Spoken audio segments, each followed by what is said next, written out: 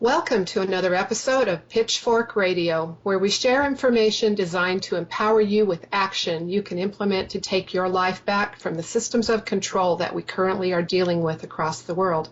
My guest is George Duisman. George learned to do things his own way by following his own reasoning and intuition. At 5 years old, he created a meditation process that he still uses today. George has a very great knack of spotting processes that are really valuable and then developing them much further. These things range from not memorizing math tables and excelling in math as a result to taking reverse speech, tapping, or also called EFT, and other things way out of the box and creating what looks totally impossible and yet wonderful.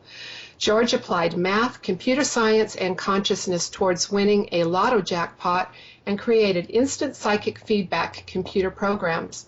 The latest wonderful discovery is a very simple way to guide people to past life traumas and healing those traumas very quickly.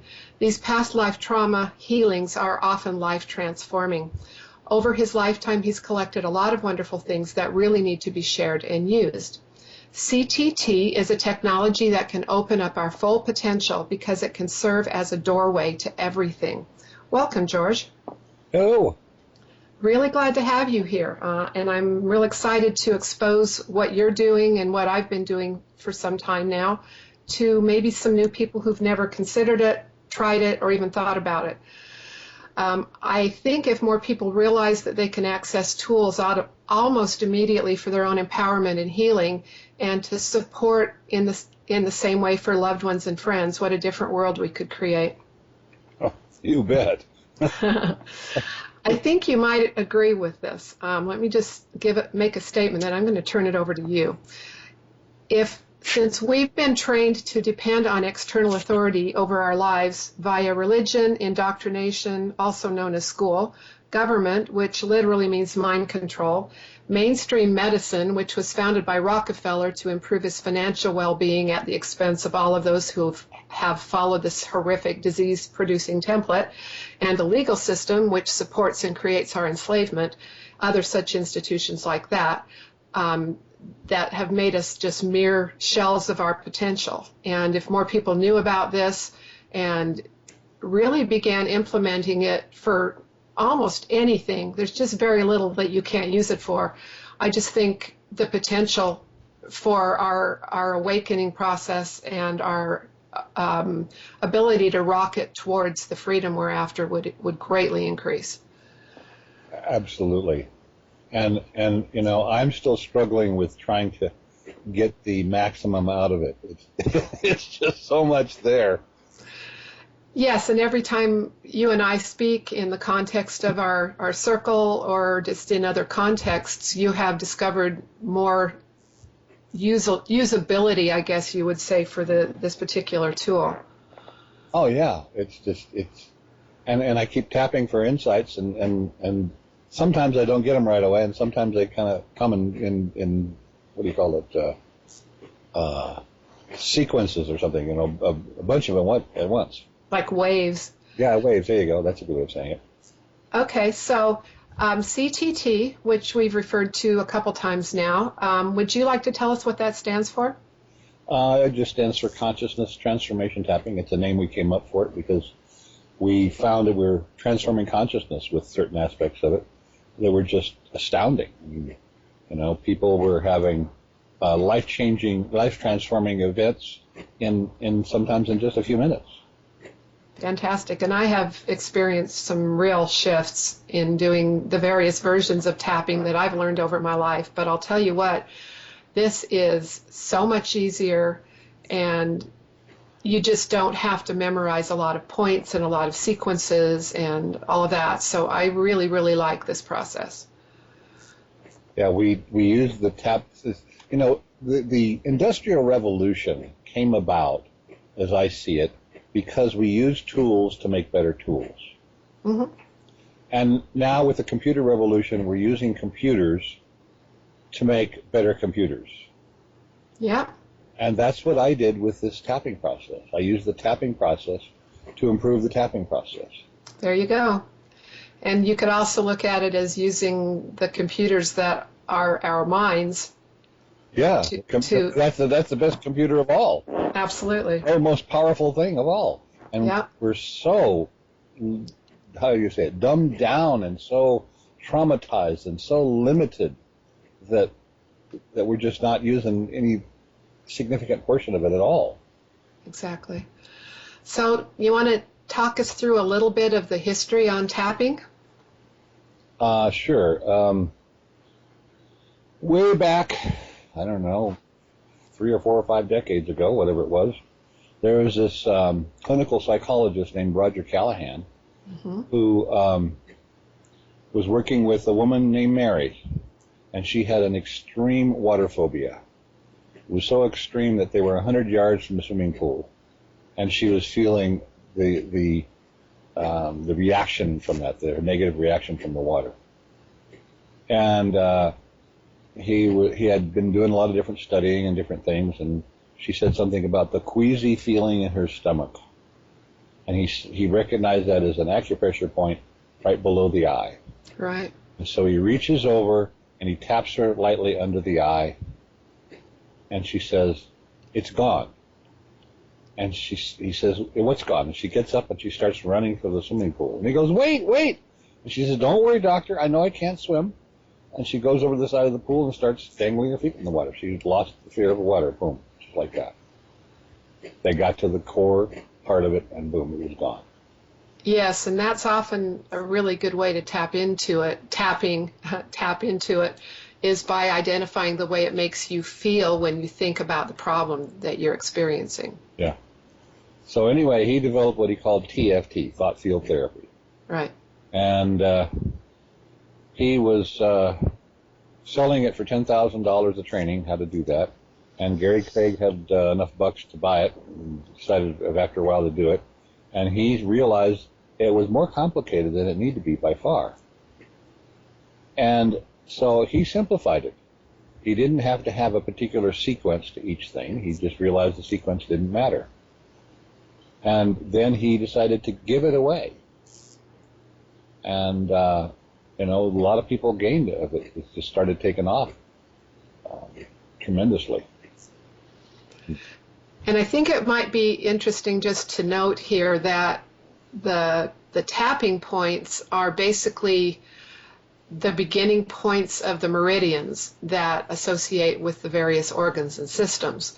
And so you would have a tapping point here, for instance, that would be a bladder point, and here is gallbladder, and here is stomach. And this is the point that Dr. Callahan was using to access that queasy issue with Mary. Yeah. So when you have 14 potential tapping points to represent central meridian, governing meridian, and the other 12, there's quite a bit to learn there.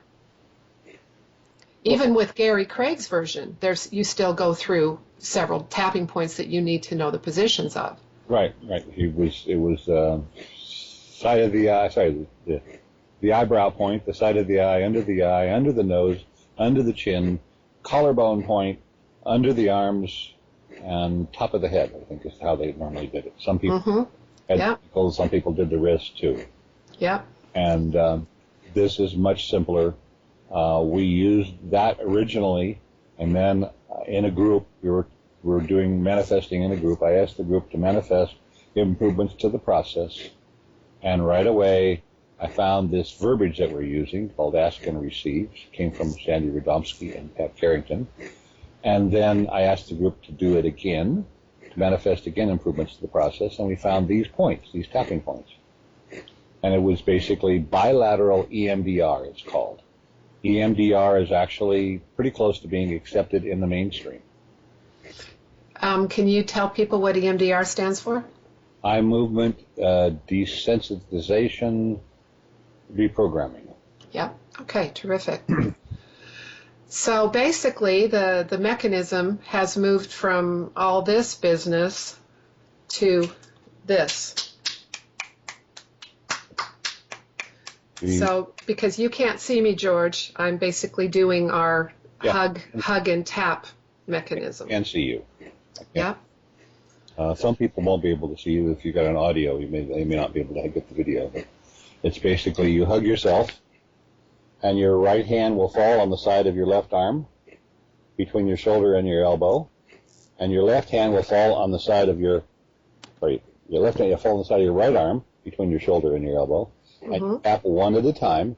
You tap, I say 3 to 10 times on one side, and then you tap 3 to 10 times on the other side. Right. And back and forth, back and forth, back and forth. And we have certain verbiage that we use that seems to work real well with that.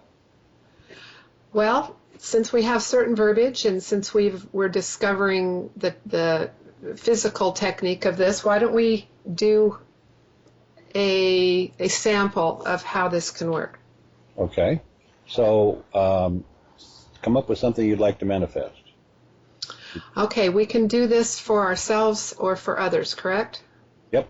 You can. We should talk about the surrogate. You can. Okay, let's talk about the surrogate first. Yeah, you can tap on yourself, intending it be for another person, and that works too. Mm-hmm. And the better the connection that you have with that other person, the easier the surrogate is to create. At least in my experience. Now, that might contradict something you've experienced. That's an interesting point of view. It might work that way, but I've had results with somebody I basically didn't even know at all. Okay, well then that's my belief system getting in the way, isn't it? Well, maybe not. What I found, though, is that when you have sincere appreciation, it seems to be extra powerful. Mm-hmm. Sincere feelings. Yeah, I agree. And that's probably where the connection actually comes from right there. It's a sincere desire to help. Yeah. What comes to mind is a woman that I never met. A friend of mine calls me and she says that I have a friend with lupus. Can we tap for her? Mm-hmm. And we did 1 or 2 rounds of tapping for her, and I completely forgot about it. And she calls me about a month later and says, "Remember my friend with lupus?" And I go, "No." "Sure you do." And I go, "No." She says, "We tapped for her for her lupus." And I went, "Oh, yeah, vaguely." She says, "Well, the doctor took her off of, I forgot what it is, 80 or 90% of her medications." Fantastic. No, it was a month later that she went to the doctor, and it was just, I didn't even know the woman, never knew her name, I don't think. Maybe I did, I don't know. Well, you kind of act as an educator, as a demonstrator, and somewhat as a conduit, because when you have more than one individual tapping at the same time, you increase the power. And I don't know whether you would say exponentially, but that's what I would say. That was my first guess, that it was exponentially. But from my experience, it seems that, 2 people are almost twice as effective as one. Mm-hmm. 3 people are maybe 2.5 times as effective, and 10 people are maybe 4 times as effective. Kind of like that. Okay. So I would have hoped it would have been more than that, but it doesn't. There's something we don't understand fully that's making it not work exponentially quite as powerful as we hope. So. Well, we'll have to work on that one.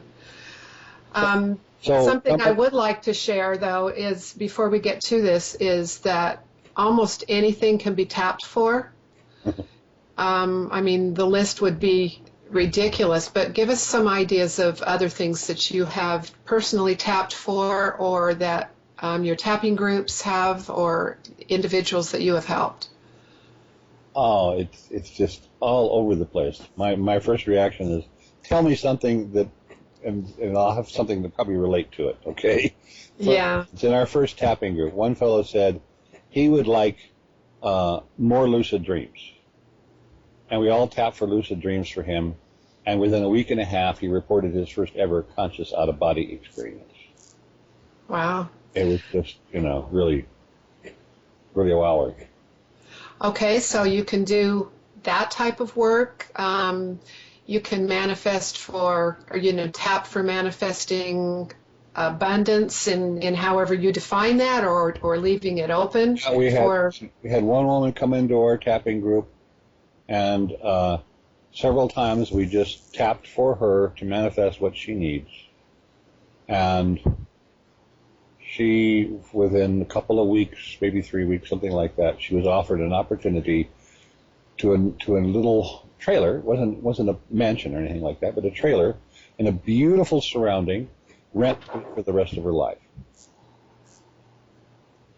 Fantastic. Well, I think our minds are pretty powerful, and I think whatever we're tapping into is pretty powerful, and there's the ability to open up for whatever is best. And sometimes you can put into specific words what you want, but I think in reality, maybe you should qualify that with, or whatever is in my highest good, or whatever is best for me, so that we don't squish the energy into a box that it doesn't need to be into. Yes, I think you should take and make it broad. Mm-hmm. Don't try to fit it into a little box and say, that's what I want. Yeah, and that's the only way I'm going to recognize this, is if it comes in this particular shape, form, and construction. Right. Yeah. Yeah, that's super limiting. Yeah. That's at the very least will make it take longer. Yeah, exactly. Okay, so we talked a minute before the show about something that might be useful for us to use in demonstration, and also for the way that we work when we're in our tapping groups, or when somebody is working with you. And you are basically the leader of the verbiage, and the individual that you're working with kind of, responds at the pauses, essentially. Right. So what I think I would like to do for demonstration purposes, but also to help this dear friend of mine, is to help her manifest a place to live that would be better for her and her kids than where she currently is. Okay. An optimum place, new place to live. Mm-hmm. Okay. Well, like that. Ready? Okay. Yeah. There's a part of your dear friend that knows how to There's a part of my dear friend who knows how to manifest a new optimum, safe place to live. Safe place to live. That part of her being is willing That part of her being is willing to inform the rest of her now. to inform the rest of her now. It's doing so now It is doing so now with unlimited love, grace, and ease. Grace and ease. Her mind, body, and spirit Her mind, body, and spirit are receiving the love, healing, information, permission, and deep joy and relief now. With breath, feel joy and gratitude. Information transfer is now complete. Information transfer is now complete. So be it. It is done. So be it. It is done. Just like that. That's it. Now, one thought I had, I was a little too late, was to make the suggestion that those that are listening could take and tap along and add their energy. Oh, well. If you want to rewind it and tap along. Yes, rewind and tap with us. That would be great. It'll give you a little practice, and it will also add to the energy of this. That would be great, and I'm sure she would greatly appreciate that, and I would for her as well, because I'm watching the struggle. So that would be great. Yeah. Okay, so let's talk about. I'm losing my earphone here. Let's talk about the 4-minute miracle. Oh, okay. I introduced people to it, the tapping, just like you saw there. Mm-hmm. And so they understand the tapping. And then what I do is I want to give them a direct experience of the relief that can come with this. Okay. And so I asked them to come up with something that came from a simple, single event that was not hugely traumatic. Gary Craig has talked about, the guy that created the EFT, talked about these 5-minute miracles, these 1-minute miracles. But as far as I can tell, he doesn't understand where they came from and why they occur. And I took a guess, and I said, maybe it's just the complications. Because he has an example of aspects. There was an accident, a woman who was in an accident that he was working with, and he was working with her, and the first thing was the oncoming headlights. And they got rid of the trauma about the oncoming headlights, and she says it's still there. And he says, the oncoming headlights? She says, no, it's the screeching tires. So they got rid of the screeching tires trauma. And pretty soon it's still there. The screeching tires? The oncoming headlights? No, the crashing glass. I had to get rid of 3 different aspects that happened in seconds. Mm-hmm. So big traumas often have multiple aspects that happen very rapidly. Yeah. And so we don't want to demonstrate with something that's going to get complicated. I want to take and give people an actual experience that can happen real fast. And usually it takes about 4 minutes once they get the concept and get the issue. It's really fast and powerful. So in this, it's virtually a demonstration to the individual, right? Yes. So they have an actual experience of the relief. Right, and then that builds up their confidence in it going forward. Yeah, it's no longer theory. Yeah. So when you do this initial 4-minute exposure to what can constitute relief, do you have them quantify how much it's bothering them before you start? Yep. So how do you do that? I just say, on a scale of 0 to 10, how strong is it? 10 is as strong as you can imagine, and 0 is nothing. Now, what if they're very cerebral and they go, because I've had this experience, so I'm going to ask you, how do I score this? How do I give it a score? I don't have a good answer for you. Okay, well, you want to know what I tell people? Okay. Because I utilize the Callahan nomenclature of SUD, which is subjective unit of distress, and the operative word there is subjective. Okay. And what that means, I believe, is that you, being the experiencer of it, get to score it any way you wish, based on how much, frustration, anger, fear, whatever you're experiencing. And the number doesn't matter as much as the quantifiable relief that they experience as they go through the process. Sure. That's good. Yeah. Oh, yay. Okay. So you ask them to score whatever the problem is, and then you do what we just did? Yeah, pretty much so. Get to the right fingerprint of the emotions. Mm-hmm. Make sure you get all the emotions. If it's fear, it might be fear and a betrayal and hurt. Like the bat phobia. That was one of my favorites. Was he was bit by a bat when he was a child, and there was fear, pain, and can't think of the third one. Shock. Fear, pain, and shock. Okay. And so we got that fingerprint of the emotions, and we tapped. And one round, it was gone. And he was blown away because he'd had it for decades. And he kept looking trying to make it into something, and he couldn't make it into anything. And then a couple of days later, he's out for a picnic, and they said, "Would you like to go see the bats come out of our barn?" And he says, "Oh, okay." I went over there, and 25 bats went out of the barn, and he wasn't bothering him at all. And he said one of them flew too close for comfort in the old mindset, but didn't bother him at all. Had a wonderful test. That's fantastic, and that would be something that would really cement your belief in your own personal empowerment, for sure. I would think so, but a lot of times there's other beliefs that people have that come in, and they can negate this.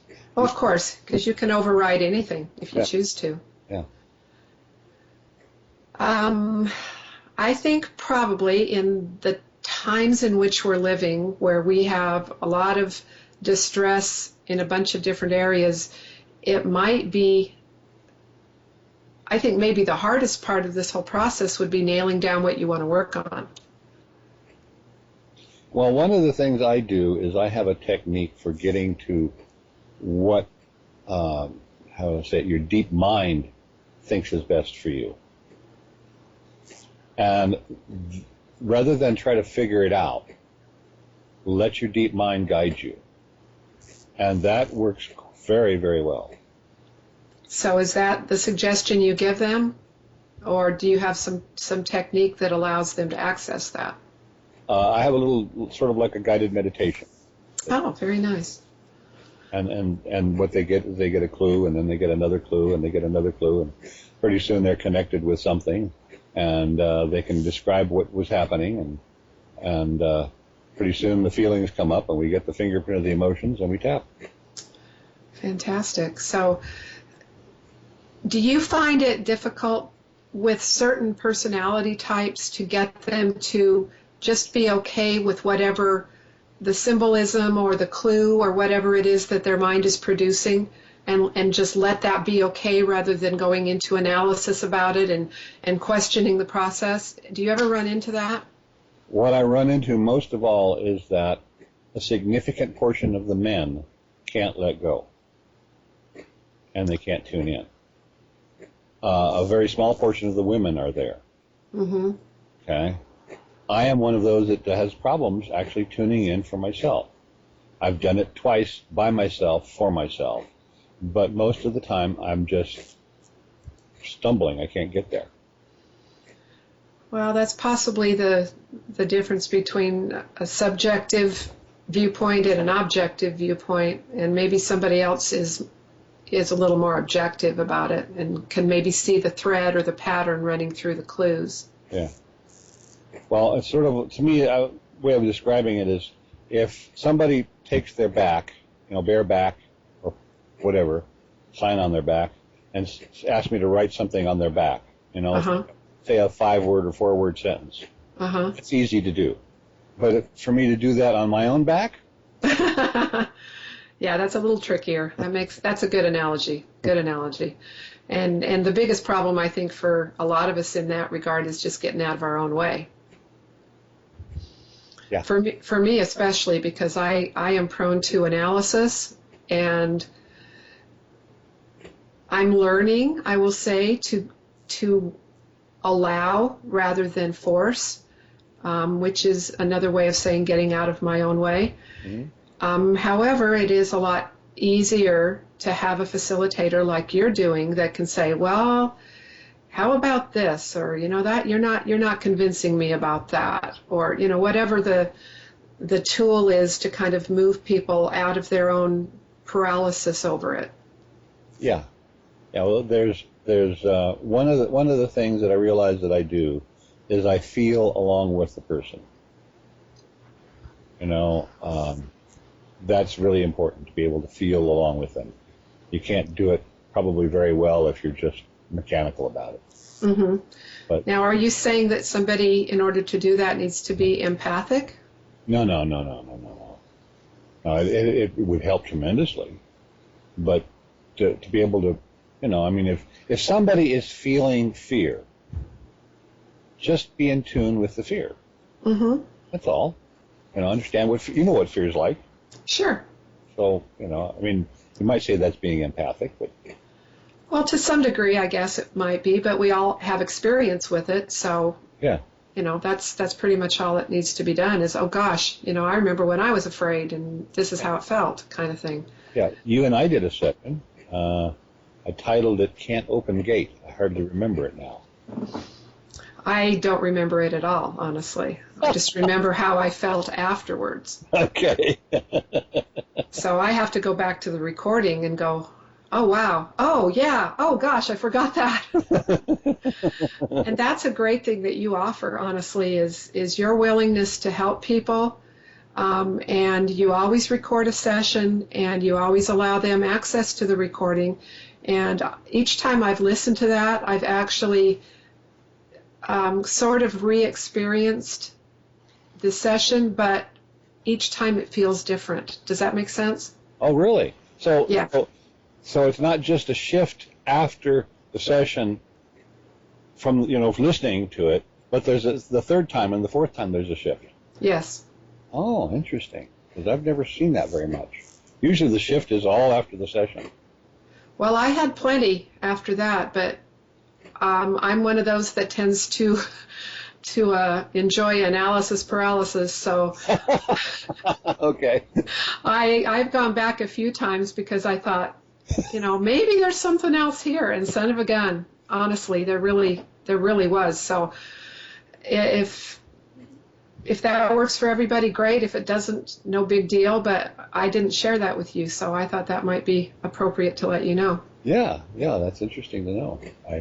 I don't get that comment. Usually I get the comment of, oh my goodness, I've got to adjust. That was so huge. It's like the internal furniture have been completely rearranged inside me. I got to adjust. Wow, this is so wonderful. Yes, it's pretty amazing. And depending on your level of attunement to your own internal experience would, be more or less able to comprehend that or experience that. But I have to say that I am not easily led into like a hypnotic state. I've had several hypnotherapists try to work on me to absolutely no avail because I get into my analytical mode and I'm questioning the process as I'm going through. Now that's not useful. Yeah. So that was not something I experienced with our session. I did not find myself doing that, which was much to my surprise and appreciation. Yeah, that's cool. Well, I'm not that, in terms of hypnosis, I'm not that skilled, I don't think. I've not taken training. It's just that I came up with this idea that you can, get little bits and pieces and get clearer and clearer, and it works. Mm-hmm. It really does. And I'm going to be the first one to say that nobody needs a degree to be able to be guided and led into an intuitive process like this, which you've discovered. And I like the way you use the word discovery versus created, because I guess I just feel like the information is there. It's up to our vibrational frequency to tap into it and refine it and utilize it and whatever. And I think that's pretty much what you've done with this. Yeah. Well, a lot of times we're tapping for insights. Mm-hmm. And you're always open. That's the great thing. You don't have something carved in stone. You don't have something that says this way and no other way, my way or the highway. You're always open to improvements, expansion, accelerating the process. And I do really, really appreciate that. And for those of you who haven't probably already figured this out, I am part of a tapping group that George and a few other of us do every Wednesday. And each week is quite an adventure, isn't it? It's wonderful. It's great. We've got some really great people in there that have used it themselves. They're helping others with it. They're constantly open for additional insights that they bring to the tapping group. And I really look forward to it. Last week I couldn't make it, and I really felt a void in my week, for sure. I didn't make it last week either. Did you know that? No, I didn't, but I heard you ended up in a place you would have preferred not to be. Yeah. But I did learn. I did learn a lot there. Well, we can all learn from everything, but sometimes it's not the most pleasant experience. A lot of little things we've kind of skipped over. We got into the big stuff. That's those sessions like you had there are the big stuff. Mm-hmm. Do you have the outline there in front of you? I'm not finding my outline. Yes, the next thing we want to talk about, and this is where I was leading, probably 10 minutes ago, is that there's economically there are difficult times for a lot of people. And can you utilize this process for manifesting what you need to pay this or go there or fix that? Yeah, you can manifest all kinds of things.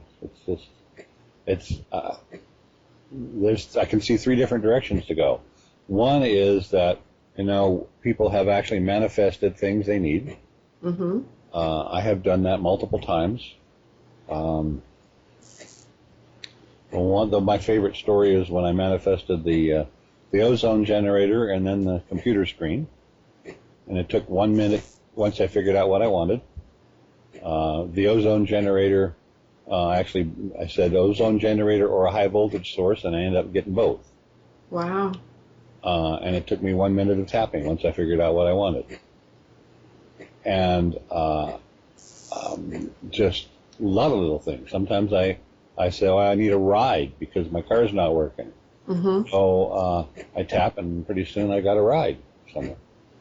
It's I don't do it on big things. If you start big, it's not going to work well. It's sort of like reading a book on weightlifting and say, now I know how to weightlift. I'm going to go out and lift the car. Don't do that. Yeah, definitely start small and develop your own rapport with the process, and then you can increase the level of difficulty as your rapport improves. Yeah. But I think we have to develop this sense of trust in self and trust in higher mind, source, creator, whatever we want to call it. And it takes a little bit of effort and a willingness to allow, and then you can start seeing the relationship between what you did and what you're experiencing, and that's how you develop what I call the rapport with the process. Yeah. And you're not going to have a lot of rapport when that car comes crashing down on your head because you decided you were, Hulk Hogan or something. Well, what I've seen, for instance, in way back when I first started learning EFT, I was in this forum, and people would say, well, I tried it and it doesn't work, and you ask them, and they said, well, I've got this immense depression, and I've tapped 3 times and I haven't gotten rid of my depression. That's a heavy subject matter right there. There's lots of layers to that one. Yeah, and it's like, hey, start small, find something small. When I first started, I looked for something, and I realized my sister-in-law treated me like I was her child. When she was, she was 10 years older than me, but she still treated me like I was a child when I was, 19 or 20. Mm-hmm. And she was a tyrant. She was literally being a tyrant. And I was pissed off about that for 30 years. Mm-hmm. And anyway, so that was the first thing I tried it on, was being pissed off at her, because she was... Yeah, 30-year-old embedded emotion. Yep, that's a great place to start. Yeah, she was dead, and I didn't need to keep the anger around anymore to protect myself or anything like that. No. And so, anyway, I tapped on that one round, and I went, okay, where's the rest of that anger? Where's the rest of that anger? Wow. Now, there was more there, but there wasn't a whole lot. I got rid of 80% of it. I was really green, didn't know what I was doing. But, I got rid of the mass of that anger. And then I went out to a friend of mine, and I said, you got something that's bothering you, some pain or anything like that, some emotions that you don't want? She says, my feet have been killing me. And she's an Aussie, okay? Okay. And they have this saying, it's nuts, meaning they can't believe it. So anyway, I tapped on her a little bit, and I said, okay, how strong is it now? She said, I don't know, I got to get up and walk around. So she gets up, she walks around, she goes, this is nuts. This is nuts. This is nuts. This is nuts. This is nuts. She couldn't believe that the pain went away just like that. It's powerful stuff. It really is. And this is a gigantic reason why I wanted to do this with you, because so many people are wandering around in a helpless, disempowered, hopeless place. Yeah. And at the mercy of all of these entities that we defer to as authorities, or we have to get permission to do this or that. And you don't need anybody's permission, first of all, because you are you're the Lord and Lady of your own manner. You get to decide what you're going to experience or not. But beyond that, I think anything that will help empower people to get out of that deference to authority and out of that helpless, hopeless place is so important, particularly right now. Yeah. Well, one of the things I do is I do surrogate tapping on myself, intending it to be for somebody else. Mm-hmm. Now, this is a little bit tricky because I'm afraid that somebody's going to take this and use it for revenge, and that's not a good idea at all. When you're pissed and you try to get revenge with this, you're going to find it eventually comes back around on you. Don't. I agree. Do it. Yes. But I have just one simple example. I was given some food that said organic soup, and basically I took it and said, "Oh, okay, that sounds like it's good." And I read the label, and it has things like canola oil in it and monosodium glutamate, and it's like I was just pissed, because the label was a flat lie. Okay. Yes, absolutely. And I didn't know what to do with that anger, and finally I went, okay, let's tap on the anger. All right, I'm calmed down a little bit. It was just, and then I said, what am I going to do? I know what I'm going to do. I'm going to manifest appropriate feedback for whoever was responsible for that. It's a simple little thing. Appropriate feedback. And I don't know what happened, but whoever was responsible almost certainly got some appropriate feedback somewhere along the line. Yeah, sometimes you just kind of have to turn it over to, source, higher power, whatever. Yeah. And it's actually empowering to be able to do that. It really is. Now imagine 1,000 people being, feeling helpless around that can of soup, okay, and doing the same thing. It's just about certain that whoever is responsible is going to get some powerful feedback. Mm-hmm. And that in itself can help clean up what was going on here. Absolutely. I'm really glad you brought that up, because there's just so many things that we could be working on. We could work on the liars in authority and the liars in the corporation that are telling us one thing and doing another. And let's take our power back from these monsters that we have just allowed to perpetrate against us for so long. Yeah. And this is such a powerful way to do it, and you don't need anybody's permission, and you don't have to jump through hoops of bureaucracy to get anywhere. You just do it energetically. And the more people that you engage with you in this, the more powerful and amazing it becomes. Yeah. And when you do it by yourself, it only takes a minute. Yeah, exactly. So tell me about the $4,000 in an envelope. I love that story. Oh, okay. Well, this gal needed to move. I was doing some work with her. And she said, I checked my envelope, I guess it is. She keeps her money envelope in a little bag in her house hidden. And she says, it looks like I'm going to need $3,000 for a new truck so I can get moved, and probably another $1,000 for expenses or something like that. So I need to manifest $4,000. And I said, okay, well, let's just tap, manifest the $4,000. And then so we did one round of tapping to manifest the $4,000 she needed. And I said, okay, how confident are you on a scale of 0 to 10 that it's going to happen? And she said 10. And I said, yeah, come on. Just one round of tapping and it's a 10? Come on. She says, yeah, it's a 10. And I'm like, okay, how can I test her? I said, okay, you want to bet? She thought for a little bit and she says, yeah, let's bet. Yeah, come on, let's bet. And I go, okay, I give. You're a 10. Okay, I can't believe it, but you're a 10. Awesome.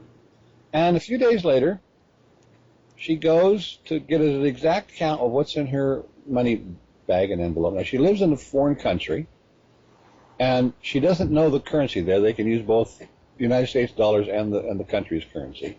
But She doesn't use the country's currency because she doesn't understand it. And so she goes to get an exact count, and there's suddenly 2 envelopes in there in her bag. And the new envelope is a bank envelope. It has the country's currency in it. And she opens it up, and it's got a lot of country currency in it, but she doesn't know what it is, so she asked a friend to count it. It comes out about $4,000. Wow. Somehow, That's amazing, and it's simply because of her confidence in what she created. I guess, yeah. Yeah. Well, there, it was either manifested there or teleported there or something.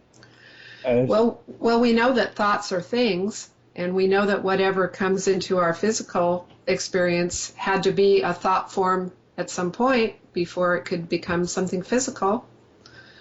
So I just, you're actually doing the creation of the manifestation during the tapping process, and then however long it takes to turn physical is however long it takes. Yeah.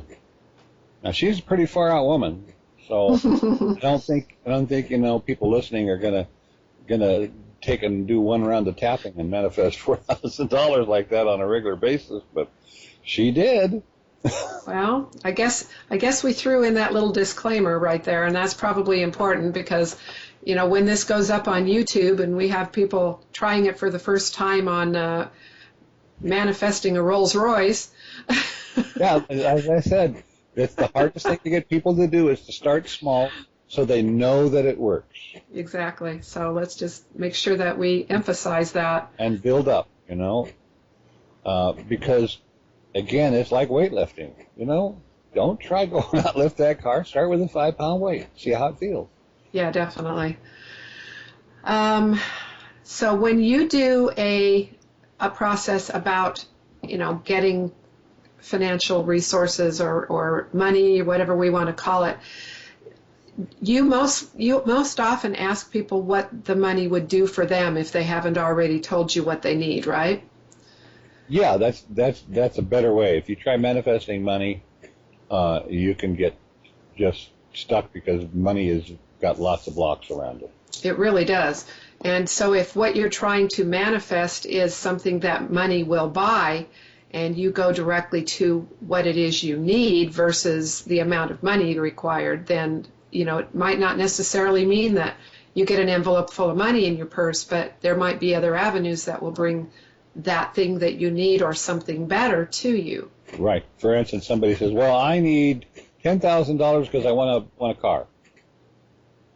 And I say, well, how about manifesting the car? Mm-hmm. Okay. Or how about manifesting the transportation that you need? Right.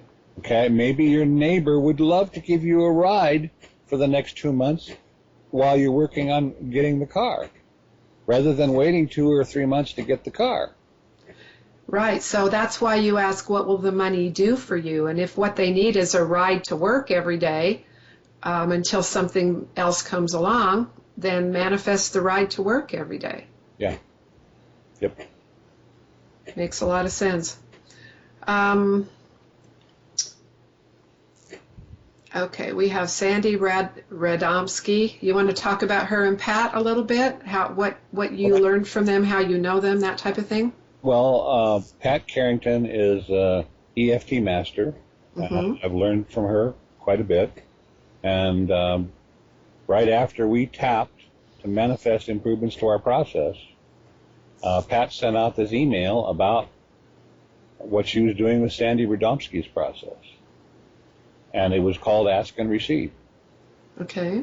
And that was the basis of our verbiage. Now, were you doing just basic EFT prior to that, right? That's right. Exactly. So when you had been working with EFT processes, were you utilizing that as a vehicle for manifesting a better way? Yes. Okay. Yeah, that's what we did.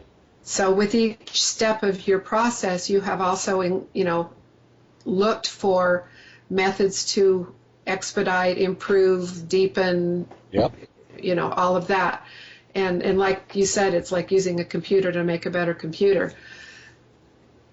So if people were to start doing this process by themselves, would you suggest that they maybe give it a unit of distress, a level of their own discomfort about whatever they're working on, so that they can experience a shift that they can quantify?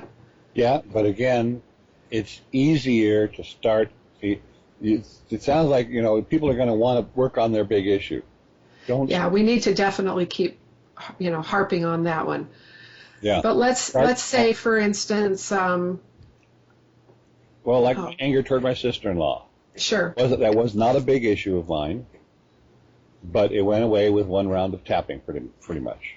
So if you were to look back on that, what kind of score would you have given it at the beginning of the process? Digging into it, probably been a 7 or 8. Okay. And after one round of tapping, it was what, a 0? No, it was probably a 1. Okay. So there might have been a tiny little bit left there, but not enough to stress over. Exactly. Fantastic. Because when I'm having people give me their beginning score and their final ending score, I tell them to be satisfied with a 0 or a 1, according to how they're scoring it, because of course it's them doing the scoring. Well, I find that many times that going from a 1 down to a 0 gives them as much relief overall as going from a 9 to a 1. Yeah. It's kind of like the story of the perfectionist. They take 80% of their time trying to get the 20% of the improvement that they need. Oh, okay. So you have also called this the Swiss Army knife for healing, manifesting, and empowering consciousness. And I think that's a terrific analogy, because we know how many different uses there are for Swiss Army knives. Mm-hmm. Yeah. And we don't figure them all out. No. On it. After years of working on it, I still don't have anywhere near all the options. Well, sure, and sometimes you're not going to find them until you need them. Mm-hmm. Necessity is the mother of invention, Yeah. And you also say that limits to tapping are mostly in our imaginations, and I agree with you there, and that kind of harkens back to the let's get out of our own way with what we can imagine and not set limits on it, not make some kind of box or label that it has to appear in or under in order for it to be acceptable. Yeah. Well, I found that I went looking for the limits, okay, and I couldn't find them for days, and finally I realized they were in my imagination. And I went to try to coax this idea out of a woman I was working with. We were tapping on various things. And she said, there are no limits. And I said, come on now, obviously there are limits, And tried again, and she says, there are no limits. And I said, if I've been quick, I'd said, well, then why haven't you reversed your aging process by 50 or 60 years? Yeah, sign me up for that one, I'll tell you. And I wasn't quick enough to say that. But anyway, eventually I broke down and I explained, the limits are in our imagination, and we're just not imagining everything we can do with it. And she said to me, well, tap on it. And I went, duh. And so I thought about that, and I said, well, imagination could be like the ocean. I don't think I'm going to dive in head first. Mm-hmm. Just want a good glimpse of the possibilities. So I tapped to get a good glimpse of the possibilities and let it go. When you manifest, it's like planting a seed, okay? Planting a seed and watering it. You don't dig it up every day or every 10 minutes. Exactly. Just plant the seed and let it go and forget it. If it's so big that you can't forget it, you got a problem. Yeah, you started too big, basically. Yeah. And so anyway, 6 hours later, I had this really cool idea, and I started to formulate it so I could tap. And then I had another, and another, and another. Before I could tap, I had just a landslide of ideas. And that transformed how I thought about the tapping. And I would say the biggest thing I got out of that landslide was to tap for insights. Fantastic. Yeah, I think insights, I don't know, there's something super powerful about that. And it really moves you out of the expectation or the box or whatever you want to call it. Yeah, well, I was helping people and helping myself many times, but then I got stuck for myself. Mm-hmm. And I tapped for insights on how to solve that. And what came was to form a group, because not everybody has my same blocks. Right. Okay? And so I formed a group of people to tap together for each person's issues. Not like pain, but just to manifest. Mm-hmm. And that worked beautifully. And out of that group came the tapping to improve the process.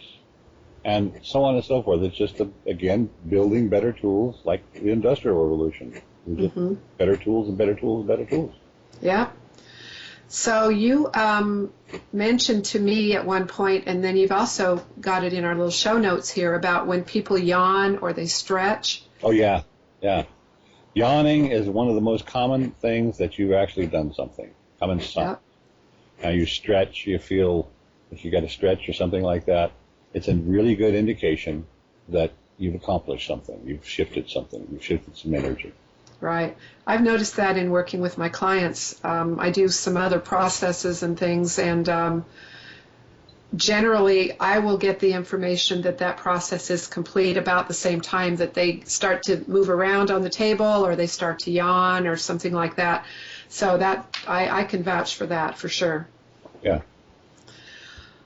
Okay, let's talk about the group manifestation of the presentation to the county board.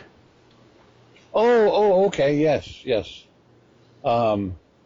This fellow came into our group, and it was actually the very first time we had the group. He said he'd had his house on the market for 4 months and had not had a single offer and wanted to manifest offers for his sale, for his house. Okay. And so we all tapped for offers for him to sell his house. Okay. And partway through the tapping, I went, he doesn't want just offers. He wants offers leading to a sale. Okay. So I changed the verbiage partway through. 6 days later, he had his first offer. And it fell through within a week or two. So later weeks, he came along and he said, I want to manifest, getting my house sold. So we tried again, and again, it started and fell through. And anyway, eventually we got that done, got his house sold. That was a really cool thing about the power of love in that, by the way. We might, if you've still got time at the end of this, I'll skip back to that. Okay. That's because the basis of this is love, and it's really cool. Yes. But anyway, he found that after he moved into his new house, we'd have to begin to manifest the house that he wanted to buy, and he found it. And I moved into his new house, and pretty soon he got the bill for the taxes, and it was the house was what do you call it? The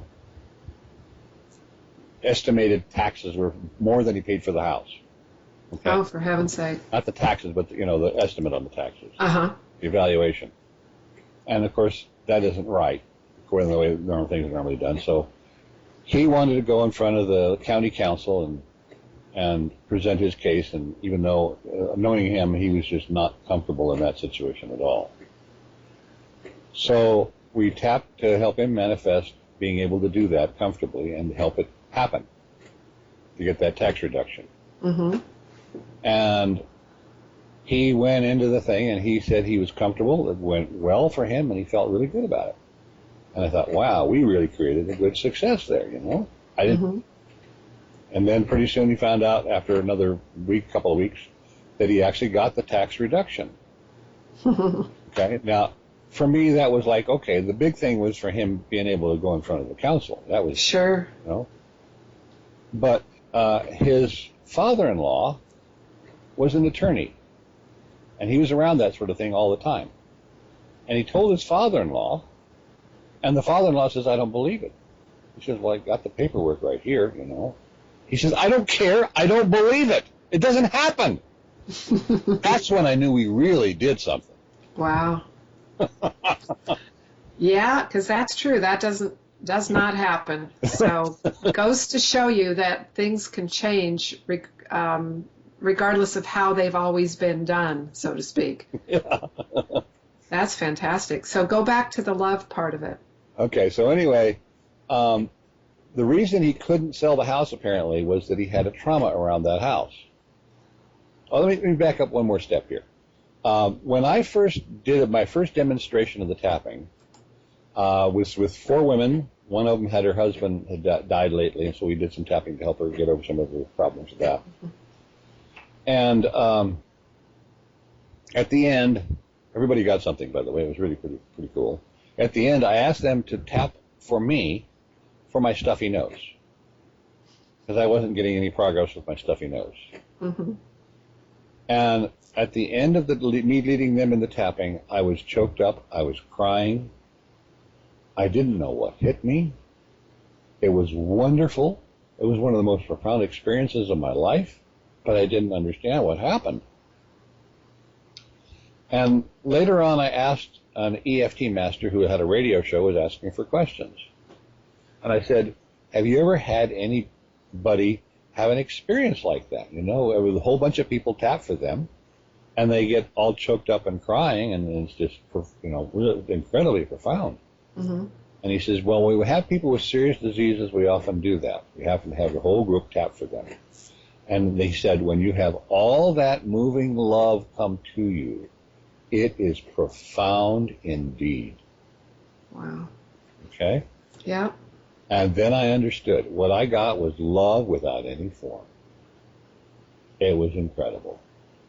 So anyway, this guy in our tapping group later on said, you know, you got any problems around selling that house? What's your issues around that house? He says, well, when I first moved in here, I had a crazy girlfriend. And I said, okay, how strong is the pain from 0 to 10 on that crazy girlfriend? He says it's a 9.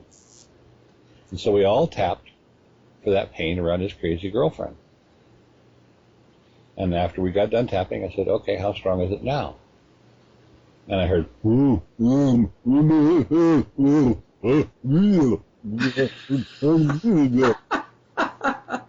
he got hit so hard by the love he couldn't talk. Oh my goodness. This tapping has the basis of it as love. It's really pretty, that's what makes it so powerful. Well, and I think that's the force of the universe. So Yeah. Go figure, you know.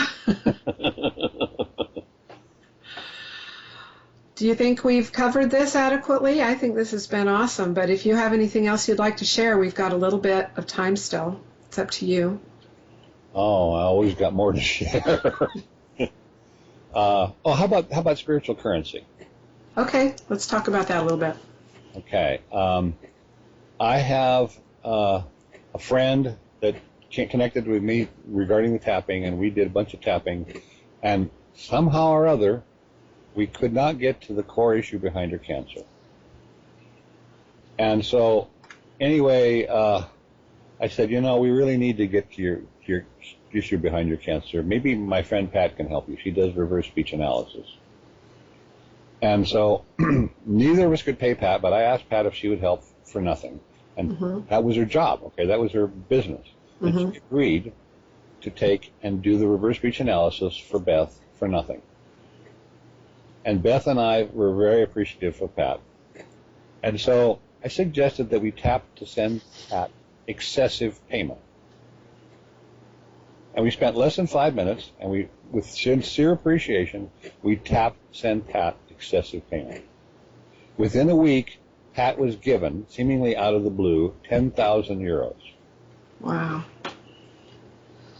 I love that. Excessive payment. That's a great way to frame the terminology. That's fantastic. And what I realized eventually, it took me a long time. I was pretty slow. I didn't tap for insights on how to utilize that, which I should have, but I didn't. After a long time, it finally dawned on me that I need to use that. I need to take, and when I help somebody, I give them a recording. It's less than 2 minutes long, and I ask them to tap along with it to send me optimum blessings. It's a spiritual currency. Yeah. And it only takes them less than 2 minutes. You know, instead of having to, you know, let's say if I charged $100 for my sessions or something like that, it might take them, 6 hours of work or an 8-hour day or work or maybe more to pay me. Instead of spend 2 minutes. And for the most part, I think I'm going to get much more out of it. Oh, definitely. You know, yeah. and I've been doing that lately, and I have been having contacts, and this is the second radio interview I've done, and I've got 2 more lined up. It's amazing. Fantastic. I'm happy to be part of that because, I've experienced some pretty great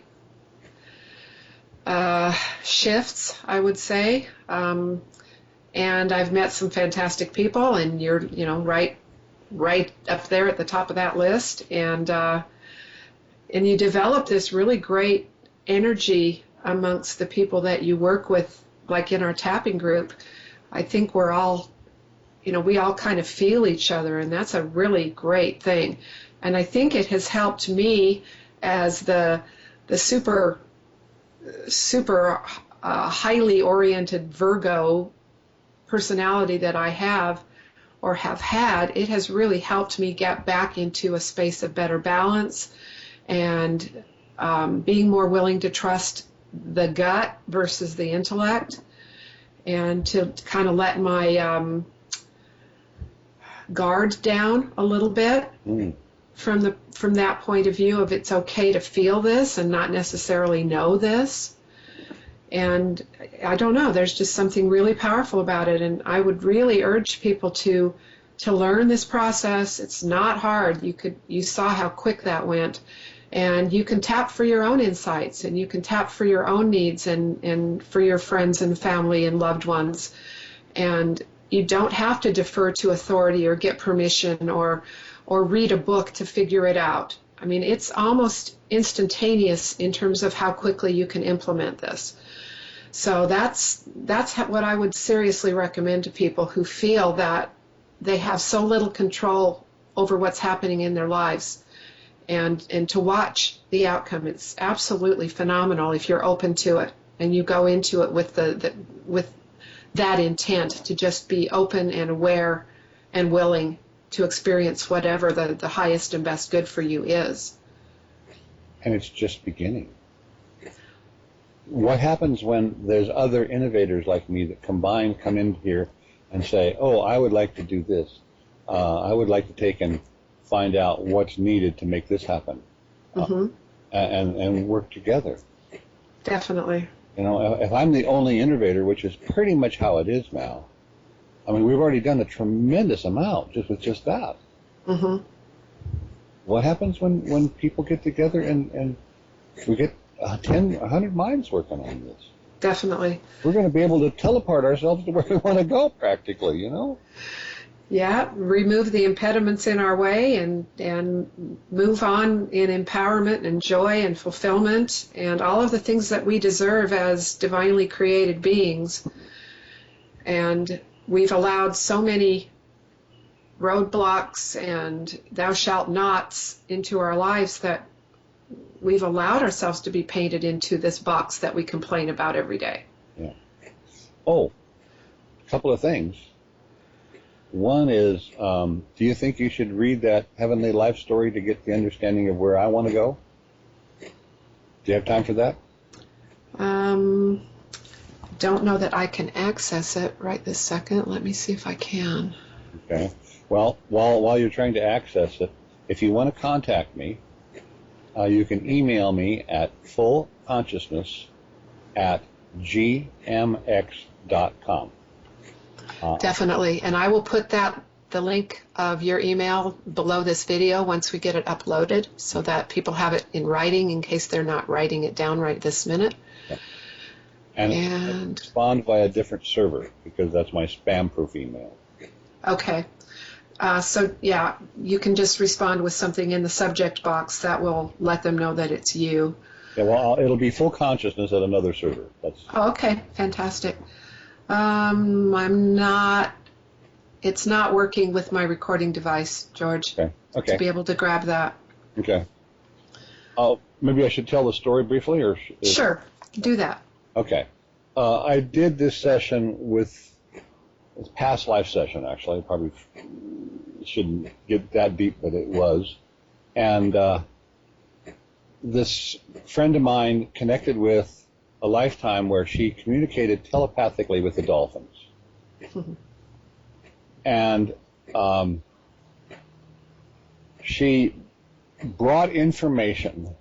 I was a shaman in that tribe, apparently, that she connected with. Brought information from the dolphins to me, and we took and we helped the whole tribe spiral upward into joy, ecstasy, non-aging, abundance, and it just came from the fact that we had superior guidance. We didn't get our guidance from the TV or the radio or the newspaper. We got our guidance from dolphins, who are loving, incredibly wise beings. Right. And that seems like that's basically all it took to have ecstatic lives. She said she couldn't see an end. She had to expand and expand and expand to contain the joy of it. Wow. And if we could all walk around in some state of joy and love predominantly throughout our lives, then we could handle anything. Because that's really, we talk about, if I had a better car, or if I had a better spouse, or if I this or I that. But the ultimate reason why we think we want those is because they will bring us love and joy. We believe that that's what will happen by the acquisition of those things. Mm-hmm. So that's really the desired outcome of anything that we would tap for ourselves or our loved ones is an expansion of love and joy in their life. Mm-hmm. Yeah. Anyway, what I'm up to is I want to reform that tribe and expand upward into joy and ecstasy. If you want to join me, contact me. That's an awesome, worthy goal, I would say, definitely. So I think we'll call it quits for tonight. I think we've done a pretty good service to this process, and I urge people to please contact George. If you prefer to contact me, that's fine too, because I know where George is. And I really suggest and highly recommend this as a tool for you to expand upon the tools that you're currently using for your betterment, for a happier life, for more fulfillment and abundance. We didn't come here to suffer and struggle. That is not our natural state. And we've become so accustomed to the feeling of fear and struggle and frustration that we think that must be our natural state, and it definitely is not. And so there's just really nothing you can't work on with this tool. And please don't assume that because it is so simple that it doesn't have this tremendous ability to shift things in your life. So I will tell you, George, that I'm super grateful to have you spend this time with me and ultimately with my viewers. And I set an intention with this process to have this expand to the betterment of our brothers and sisters and all life on the earth. And I would also love to ask people to please remember to like and share and subscribe to our YouTube channel here at Pitchfork Radio, because the more you share, the more this information gets out there. And with that, I'm going to bid you adieu, and thank you so much, George. Thank you. And I guess we will be talking in a couple of days at our tapping group. Okay. Okay, good night. Sounds great.